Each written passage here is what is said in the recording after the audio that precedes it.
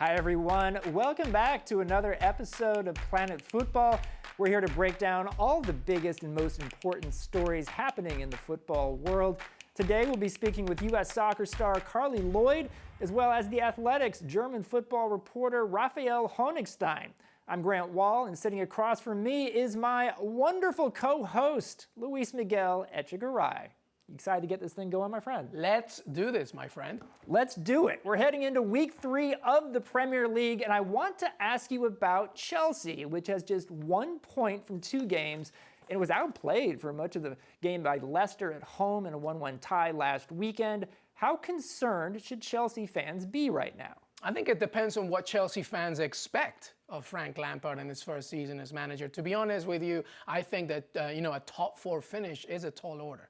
I think we have to put a few things in perspective, right? We have to remember that Frank Lampard is dealing with a few obstacles. Number one, the transfer ban was a huge deal. Losing your best player to Real Madrid was a huge deal, right? So it doesn't matter whether you brought in these young, talented players that were already doing championship work like Mason Mount, Tammy Abraham, or of course, Christian Pulisic, the American record signing. But it's going to be difficult, right? And I would even say that a top 6 is going to be difficult. Oh, wow. Wolves is no joke, right? Manchester United are fighting. There are other teams. I actually think that the Chelsea-Leicester game showed how good Leicester, I think, could be under Brendan Rodgers. That's a very good side that likes to play. Listen, let's not take anything away from Chelsea. They're still a good team. I love the way that they play. They could have, I think the 4-0 result against Manchester United was a little rough. I think the Super Cup, loss was in penalties. But let's remember also that they're not just playing in the Premiership. They still got, European stuff that they have to do, FA Cup, League Cup. There are so many things that they have to do. I'm a little bit worried about 2 key perspectives, Grant. One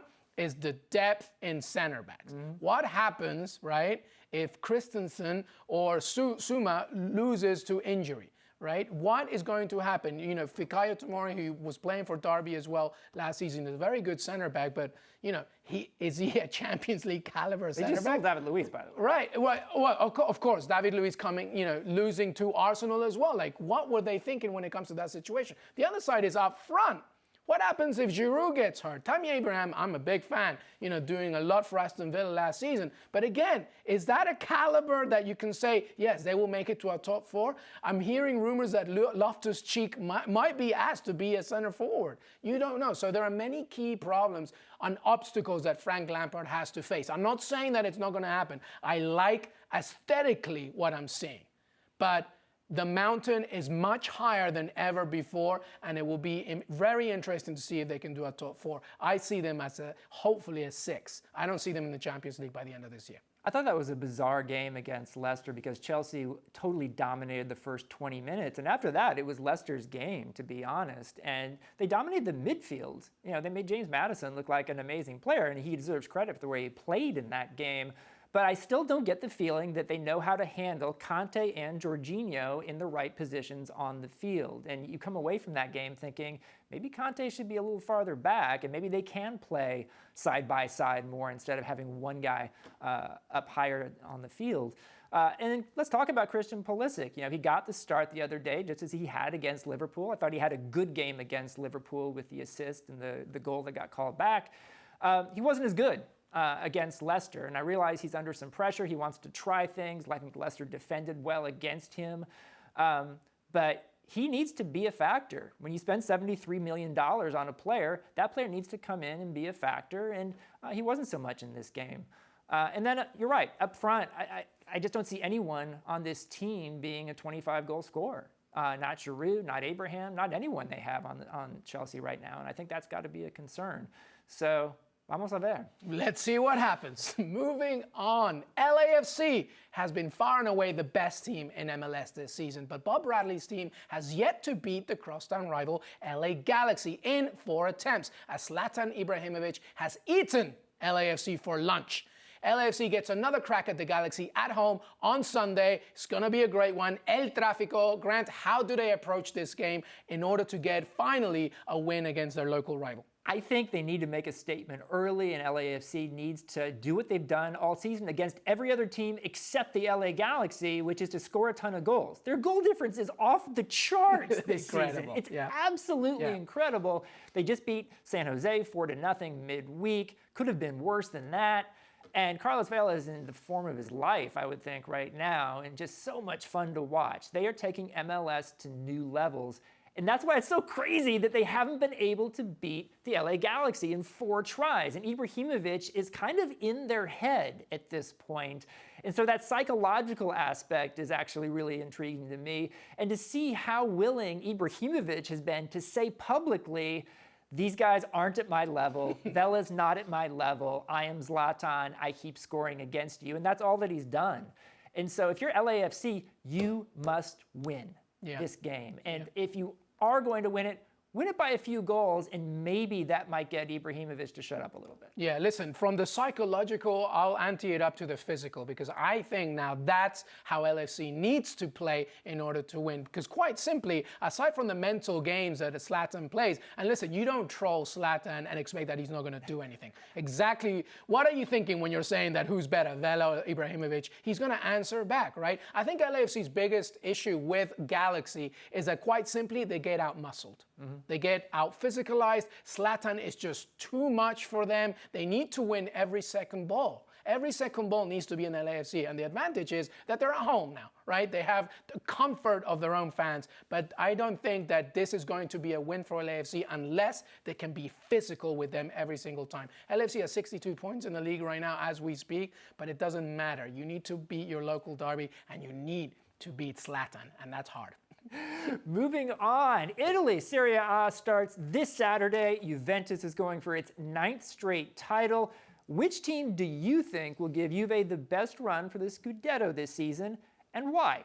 I'm always a fan of Napoli. I think that now that Carlo Ancelotti has had a good season with them last season, it was a good season. I think that now, what he's hoping for is a more fluid, attack-driven, physical game that can hopefully maintain the rhythm as we go. Because Napoli's biggest issue is not how they start, it's not even the middle, it's how they end, right? So they need to keep in track with Juventus the entire time. I love their squad, right? They brought in Manolas from Roma, who's a great center back, next to my favorite center back in the league, which is Koulibaly. They also have Dries Mertens, Insigne, Callejon, and please bring Chucky Lozano. Yes. Wow, what a team this will be, right? But listen, it's not happening. Juventus is winning this league again. I mean, they have Matthias de Ligt. Now they have an issue that they've resolved, and they didn't even need to resolve it in the league domestically. If you're asking me who the closest team is to beat them, I think it's Napoli, but it's still not going to happen. Juventus will take this, even with Sarri out due to his pneumonia issues. I think that, hopefully he'll get better. I know that he's not going to be there for the first 2 games. Hopefully he'll come back. But with Matthias de Ligt, and they have Cristiano Ronaldo, and obviously that core base that they have there, I don't see them winning. You're going to ask me Napoli, but Juventus is taking this. You think Napoli's the closest team to Juve? I think it's Inter, and I think it's going to be Inter for a few reasons. Antonio Conte being the biggest one. This is a guy who we've seen win in Italy. We've seen win championships in England. I think he's one of the great coaches in world soccer, and I think the Chelsea players kind of quit on him in his last season there. So I can't wait to see how he does with Inter. I'd like to see them get some resolution for Icardi, because we don't really know what that's going to be quite yet. The transfer window is going to shut in Italy here very soon. If they have to keep him inside the team, I think and hope that he can still find a way to be a useful player for them, because he's done so many great things for them over the years. They do have Lukaku now. They might even get Alexis Sanchez. Apparently they're raiding Man United. I like Lukaku as a player. I'm a little bummed out that he kind of decided he wanted to leave Man United before he could fully state his case and get his starting job back. But I think he's going to score a lot of goals for Inter, and I like the way this team looks in its mindset. It seems like there's a lot more stability with Inter than we've seen in recent years. And let's not forget, Diego Godin also enters there. He's going to add a lot of strength. I think Lukaku has a lot to prove, to be honest. Okay, you want to go to Inter? You want to go in the Serie A? Well, let's see what you have, right? But I think Inter's a good contender, but let's not fool ourselves. Juventus is winning this again. We got a surprise this week in the United States women's national team players' lawsuit against the U.S. Soccer Federation, with the judge setting the much earlier than expected trial date of May 5th, 2020. What do you think, Grant, that it means for the case? Well, it's a big thing because both sides actually wanted this trial to start after the Olympics next summer, not before the Olympics. And now the judge has said, nope, we're going to start this before the Olympics. And so that could be a real distraction if we get that far. My feeling is we're not going to get to a trial because we're going to see a settlement at some point here. I think U.S. Soccer is going to end up writing a check, and they're just going to haggle for a long time about how much that check is going to be worth. But it's really in nobody's interest for this case to continue dragging on in the time period before the Olympics because the U.S. really needs to focus on the Olympics. No team that has won a Women's World Cup has ever gone on to win the Olympic gold medal the following year. There's going to be a new coach who doesn't really want to have distractions. I don't think the players want to have distractions. And I don't want to necessarily say this case is a distraction because it's much more important than that. But I think we're going to see a resolution here at some point. I think U.S. Soccer keeps taking so many deserved PR hits for all the things they're doing, like hiring Washington lobbyists to talk to presidential candidates and try and persuade them on things that the candidates are like, well, what are you doing? So U.S. Soccer is going to write a check here at some point, and this thing will be over. Yeah, I agree with you. U.S. Soccer wants nothing to do with this going further, especially, right before the Olympics. I think, obviously, I want to also give a message to readers. We have been covering this so great thanks to you and Michael McCann. We really covered this so well. I think the other reason why U.S. Soccer doesn't want this to happen is because, if it comes to, a court situation and a trust situation, there are situations where, for example, there are a lot of moving parts here, right? The Hope Solo lawsuit as well, right? There are so many steps and intricacies that have to be in order to get an answer. U.S.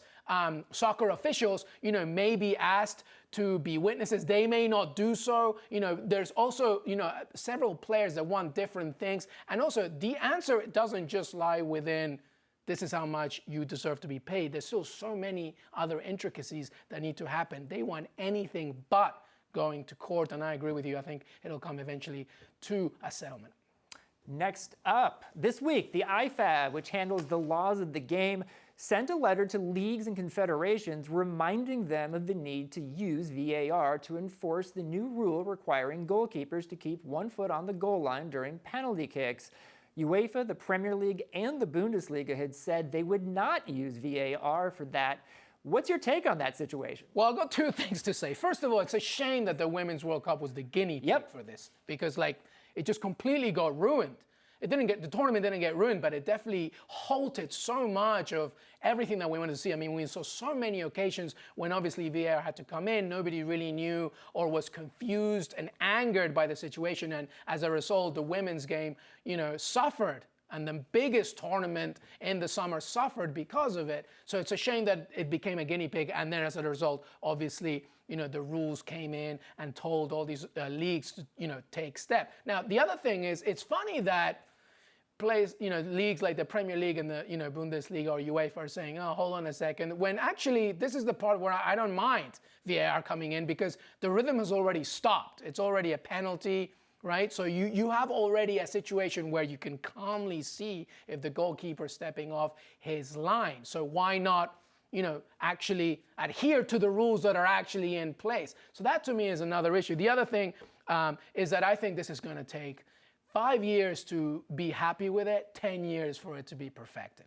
There is no way that we are even close to being happy to what's going to happen, whether it's the Premier League, Bundesliga, La Liga, where there's still going to be many years of whining, many years of complaining. It's going to take a long, long time. I don't see this until at least 2030, where we can all be at least saying, okay, I'm happy with VAR. I mean, we're a totally patient culture anyway, so we can wait 10 years.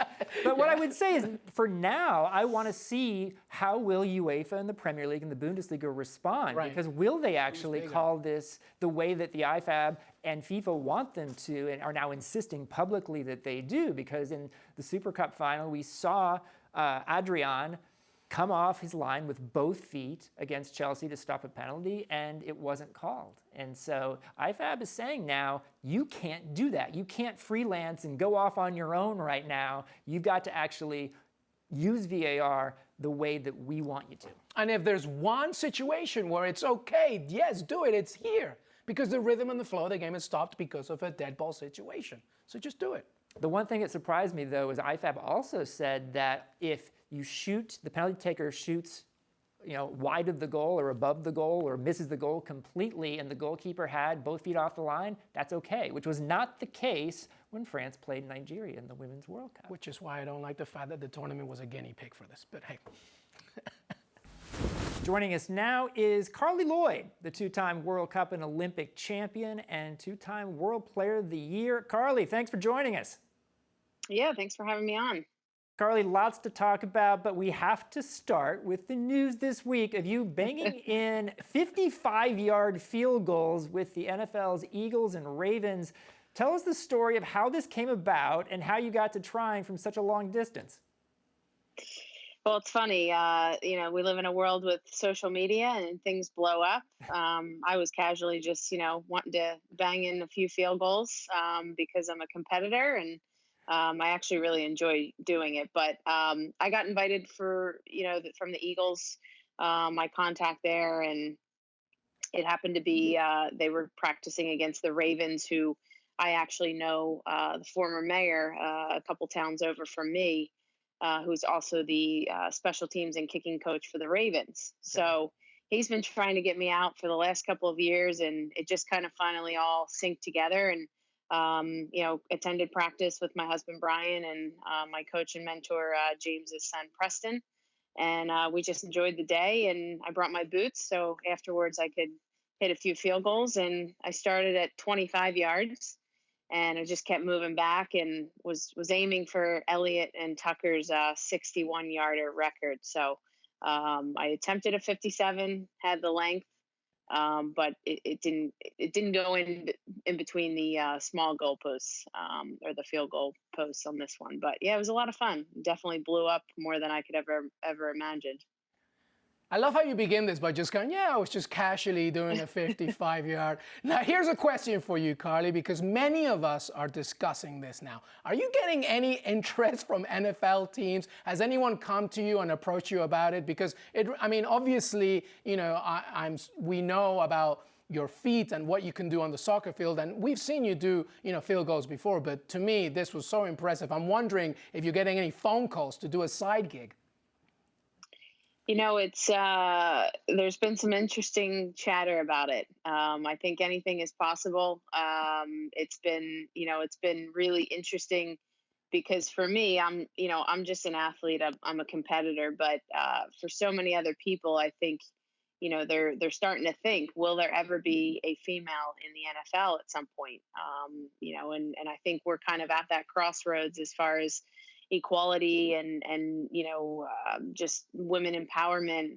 So you're kind of being in the crosshairs of that. And I've definitely got some inquiries. I've definitely got some people talking.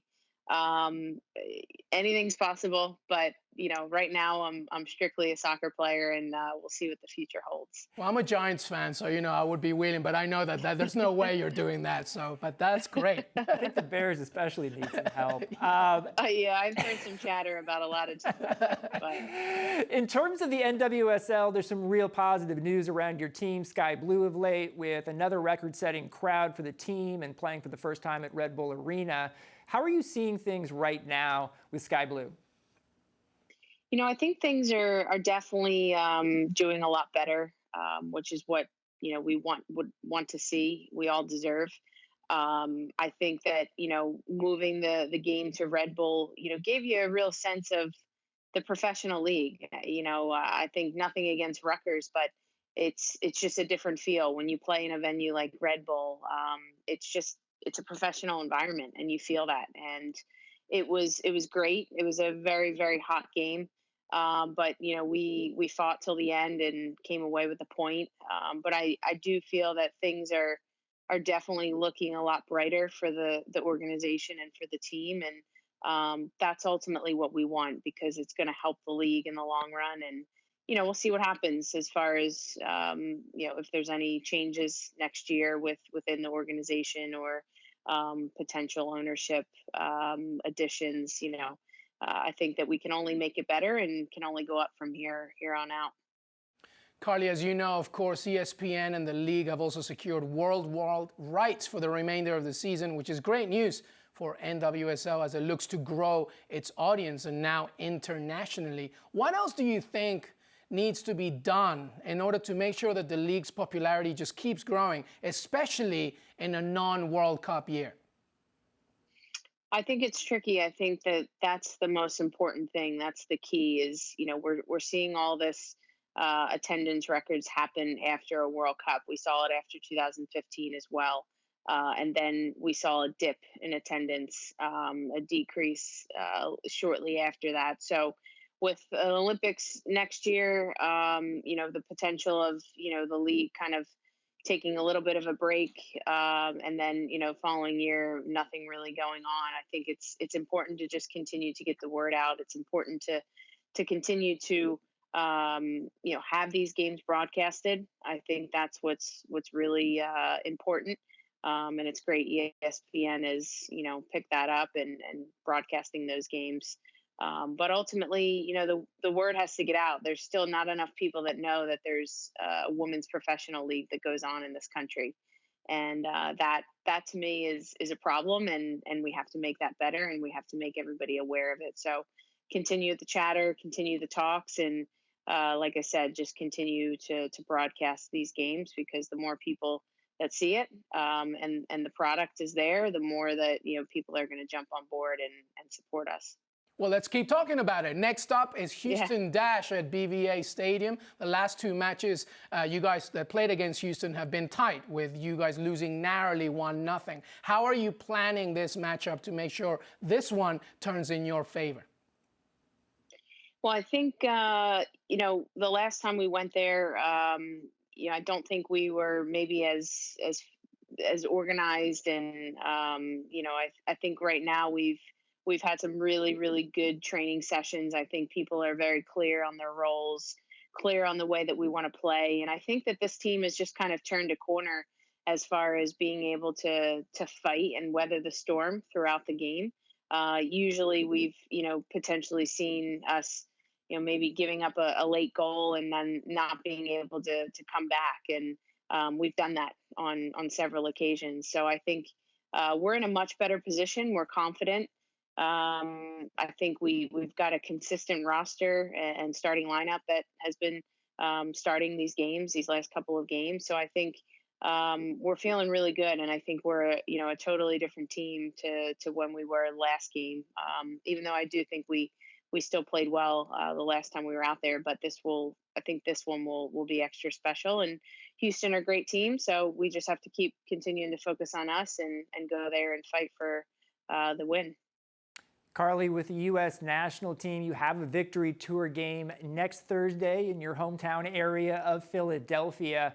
Just announced that you're going to set a new record for attendance for a standalone friendly with the U.S., expecting a crowd. I think we're hearing, potentially in excess of 50,000.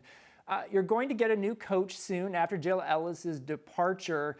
What do you think are the chances that a new coach might provide you more of the playing time that you want as the team gets closer to the next summer's Olympics? And also I wanted to ask about the news we got this week that the court case is set now to start earlier than expected on May 5th.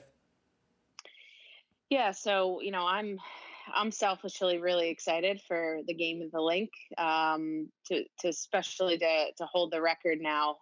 Hopefully we can continue to fill it, get up to 50, 60. I think it holds about 70,000. So hopefully we can continue to fill it. But it's truly going to be special. Special for me, just being right across the bridge over in New Jersey, and I'm looking forward to that game. So that should be amazing. And I think right now for me personally, and these last, couple of years, my ability is there, and I've proven it. I feel good. I feel the fittest I've ever felt and sharpest I've ever felt. I think even at the age of 37, I know my body extremely well. I'm efficient. I think I bring a lot to the table as far as a lot of intangibles as well. And versatile, playing up top. I can still play in the midfield. So I'm hoping, the next coach that comes in, is definitely, kind of seeing me in their future plans. And, I'm going to fight and work as hard as I can for the team, and we'll see what happens. So, I can only control those things, but I know that, this is the best version of Carli that has been in my career, and I'm going to keep continuing to grow and get better. As far as the lawsuit goes, it was unfortunate that we couldn't kind of come to an agreement those couple of days in New York City. I know we all spent, I spent a day there, missing training and making the trek up, and several other players flew across the country to be there. And we were prepared, and we thought that things could work out, and they didn't. Hopefully, we can kind of settle something before the trial, because obviously, having that before an Olympics isn't super ideal. So, there's still the potential that something could happen, and hopefully we can all work together and figure out something that is, a win-win for both parties. Well, Carli Lloyd, congratulations again on winning the World Cup this summer. Congratulations on the field goals. We'll follow that, and we'll continue following what you're doing on the field with soccer. Really appreciate you coming on.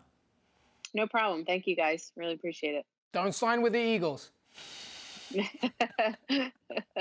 The Ravens might want me with Randy Brown. I don't know. He might be claiming me. Well, good luck. All right. Thanks, guys. For this week's social media segment, we're asking the question, which was the most impressive feat? For starters, there's Carli Lloyd and her 55-yard field goal. Yes! Then there's Lionel Messi training in sand for his return to the field with Barcelona.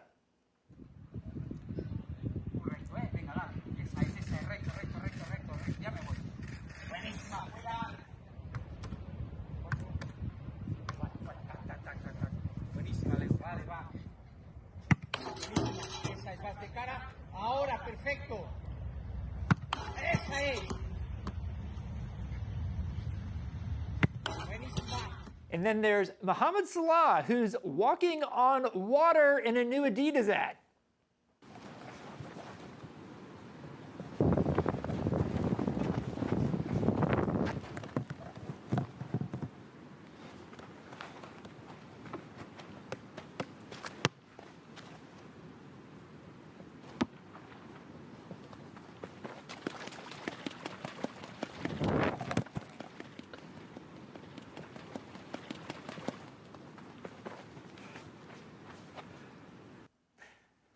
Luis Miguel, which is the most impressive feat in your mind? Well, the Mohamed Salah one is real, right? That's real. So if it's real, that means that's the most impressive one.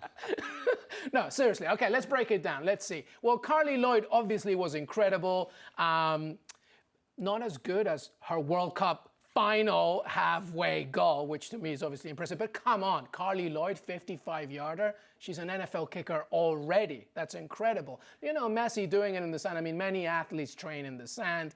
He's obviously coming off, a busy summer. I wanted to see him train with his right foot, actually. Let's see how you kick it with your right foot. But Lionel Messi's Lionel Messi. Mohamed Salah wins it because he walks on water. Come on, people. You know what actually that made me think of was a few years ago we had this cover image of Mario Balotelli on the cover of Sports Illustrated, and it made it appear as if he was walking on water, standing on water. And obviously that was arranged as well, but it went through a whole thing. And I remember having to convince Mario Balotelli what we were doing when we first saw the pool in Miami. And he was like, his first response was, I'm not doing that. We got him there eventually. But Carli Lloyd, 55-yard field goal, that's insane. I mean, think about that. She's an NFL kicker, Grant. That's she could have a job right now. A narrower field goal than actually is the real one. And sometimes you think about this over the years. Tony Meola tried out for the New York Jets way back in the day, but I do wonder if we might start seeing more soccer players actually seriously take becoming a place kicker. I remember David James tried it with the Miami Dolphins. I mean, Carli Lloyd, definitely better.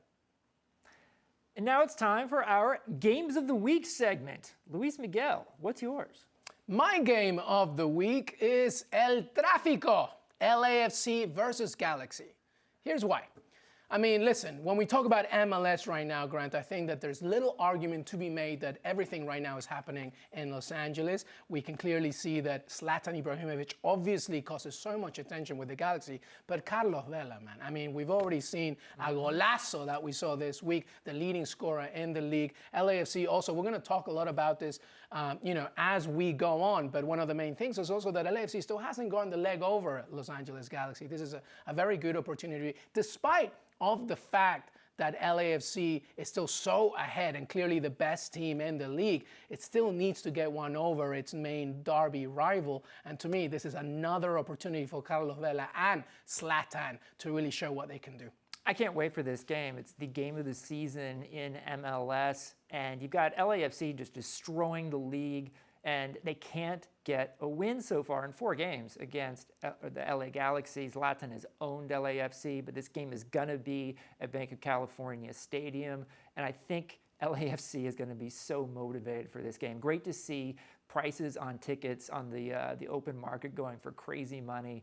10:30 p.m. Eastern, Sunday night on FS1. I can't wait. That said, I have a game of the week too. And my game of the week is Liverpool-Arsenal, which you can watch on Saturday, 12:30 p.m. Eastern on NBC. Here's why I think you should tune in, Luis Miguel. Tell me. Because here are the 2 teams that are perfect so far in the Premier League season after 2 games, the only 2 teams that are.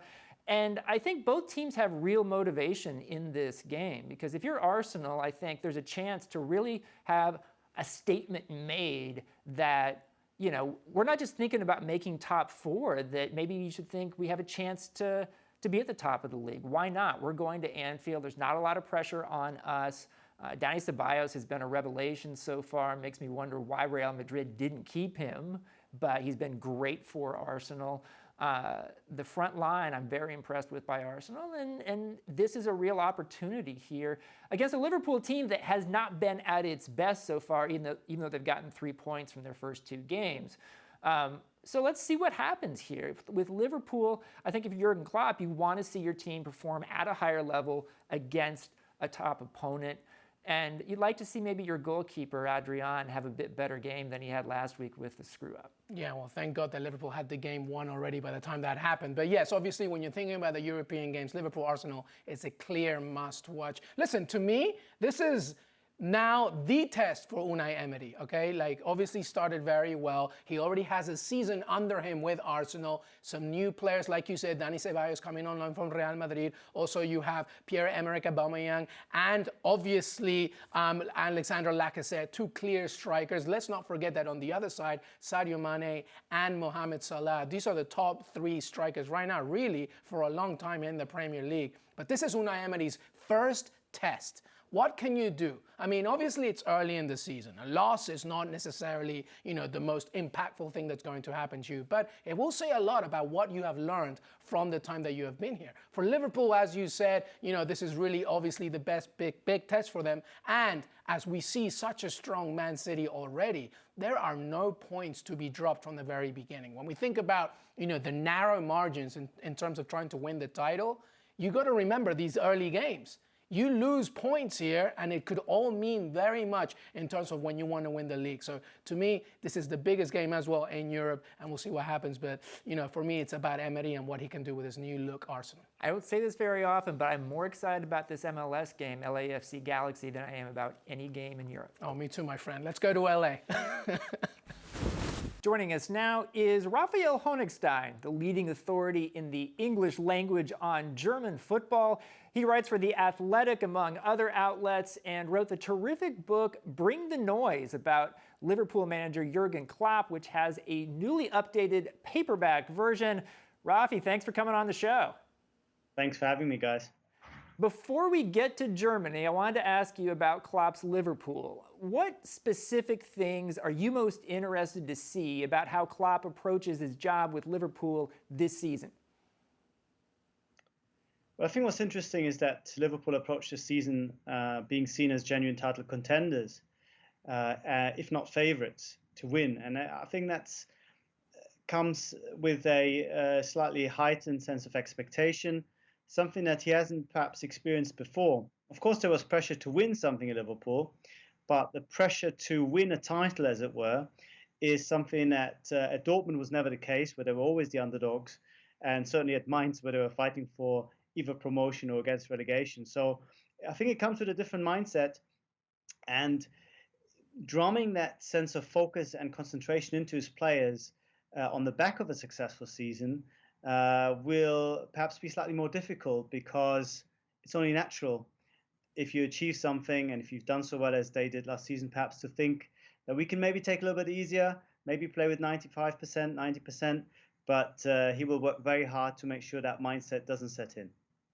Rafi, Luis Miguel here. Good to meet you digitally. From Jurgen Klopp to another German manager in the Premier League, Daniel Farke, as he experiences his first season in the league with Norwich. Also a former Borussia Dortmund coach. How do you think he'll fare this season with the Canaries? Well, I think Farke has a tough task. Norwich play beautiful football, possession game, but of course, as we saw against the first game against Liverpool, it will come with the risk of being taken apart on the break. They looked a little bit naive without possession. I think they'll be very entertaining. I think they'll provide a different approach to perhaps newly promoted sides in the past who try to defend deep and hope for a break. I think they'll try to be expensive and sort of make their fans happy. But whether ultimately be enough in what is a very tough league, I'm not so sure. I think in a sense it almost doesn't matter. Of course you want to stay in and you want to build and consolidate. But I think other clubs have shown in the past that being relegated and then having the money to come back is not the end of the world. And I think with Farke, they have now a steady setup and a clear playing philosophy that should survive any short-term pain or indeed relegation, which is, I think, still more likely than not. Let's move to Germany. Bayern Munich dropped points at home against Hertha Berlin to start the season. Do you think Bayern is more vulnerable or less vulnerable in the league to start season 2 under Niko Kovac?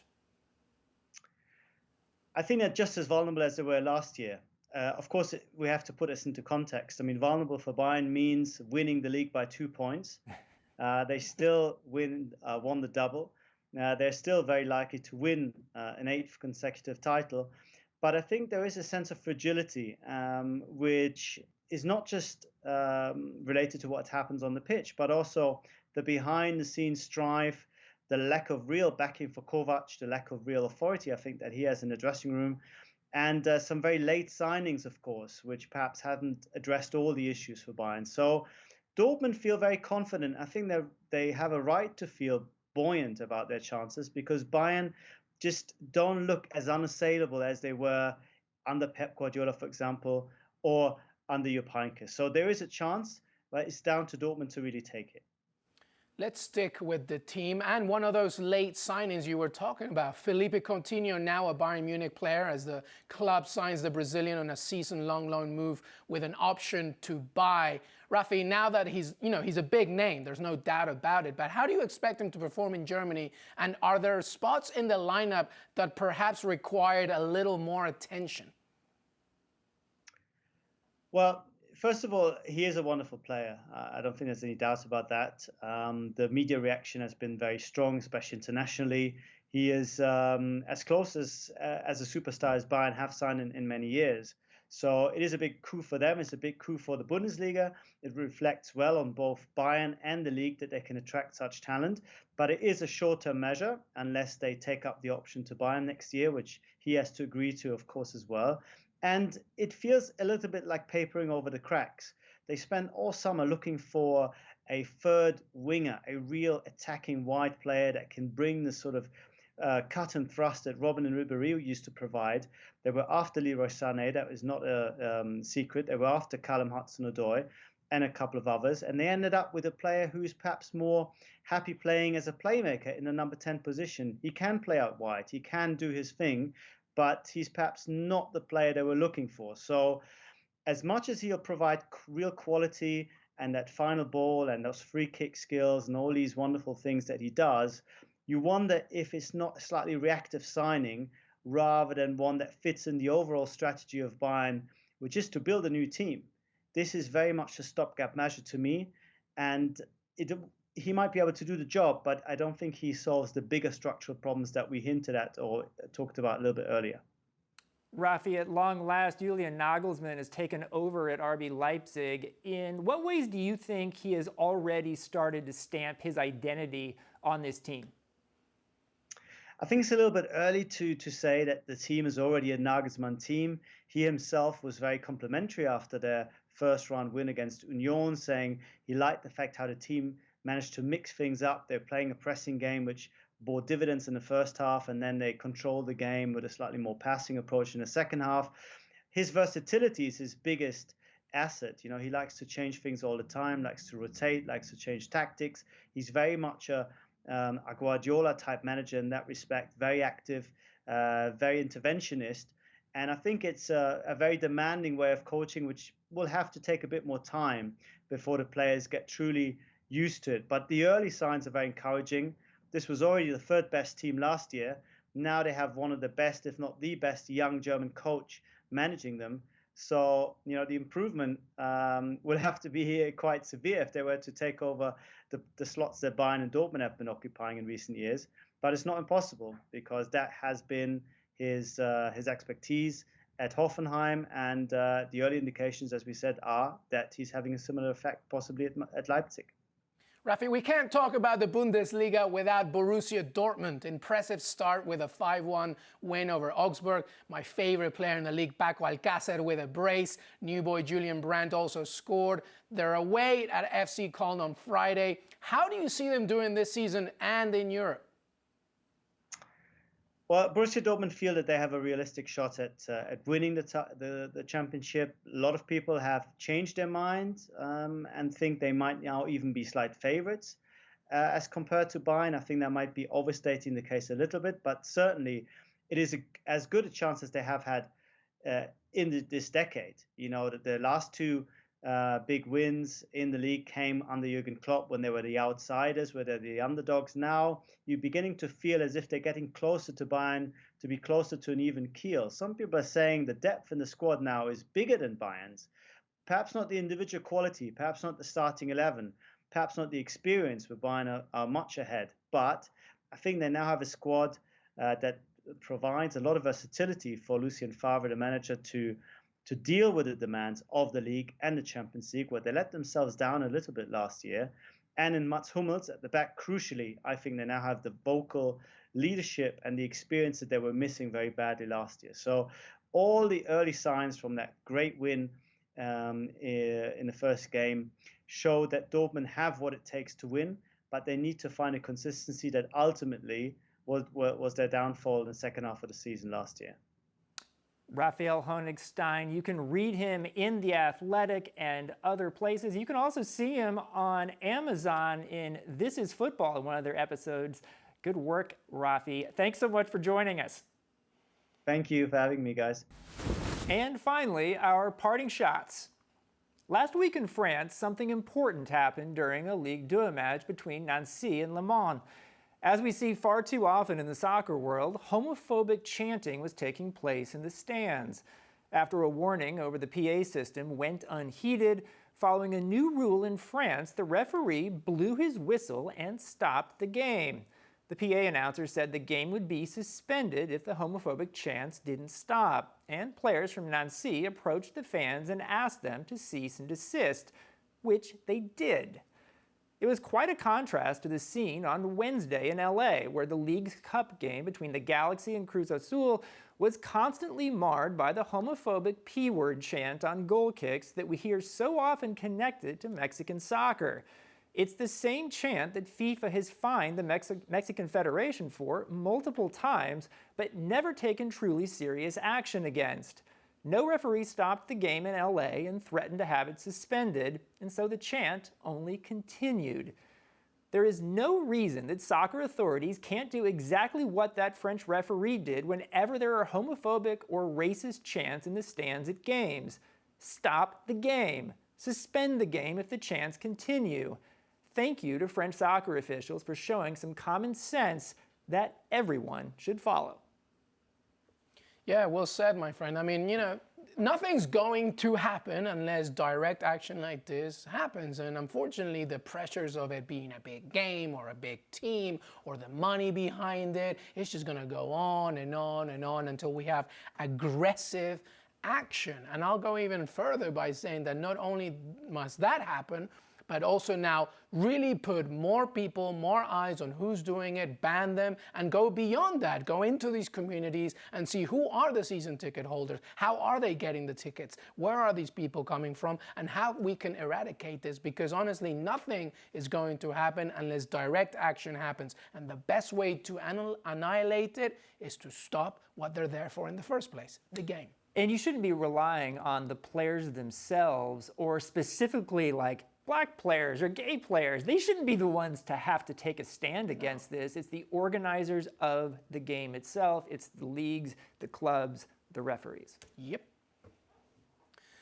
Okay, allow me to vent. Enough is enough. No one is really doing it right now, so I feel I must say something. The disrespect over Keylor Navas over the past few seasons has really just done it for me.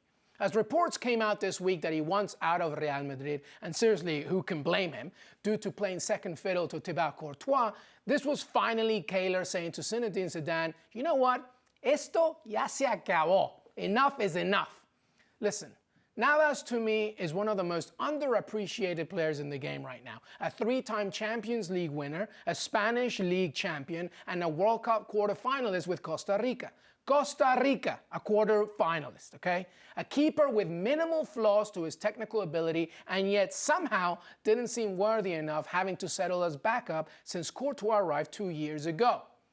If you think I'm being extra angry because I'm Latin American, you're only half right. Courtois is obviously a fantastic stopper, but if there's a thought that he's better than Navas, it didn't really show last season, with Courtois having conceded 42 goals in 32 matches. When it comes to super clubs, purchases are often made not just for the sake of the team, but in order to maintain a high brand value. It could be argued that Courtois is a good example, and why Keylor Navas has suffered because of it. So someone, please, anyone, save the great Keylor Navas. I agree with you here. I'm angry about it as well. I think Navas deserved more respect. I think we would have said this exact same thing the second Courtois signed with Real Madrid. And I think for Navas' sake, I wish he had made the move a year ago instead of sort of twisting in the wind ever since, because he can still really contribute to a club at a very high level. So I hope he gets that move. We'll have to wait and see if that happens or not. But I almost wonder if he was too polite to Real Madrid. Yeah, absolutely. I think so. I think that there comes a point. I totally agree, by the way. And by the way, when Courtois came to Real Madrid, that's literally the first thing I said. This is a disrespectful move to Keylor Navas, somebody who's given you so much, right? And I agree. I think he was way too polite about it and respectful of his current employer. I'm not saying that Courtois is not a world-class keeper. Of course he is. But Real Madrid didn't need him. They needed so much more, as you could clearly see of what happened last season, right? So like you said, I wish it would have happened sooner. I want somebody to save him now. That is it for episode 83 of Planet Futbol TV. Thank you so much for joining us. We'll see you next time.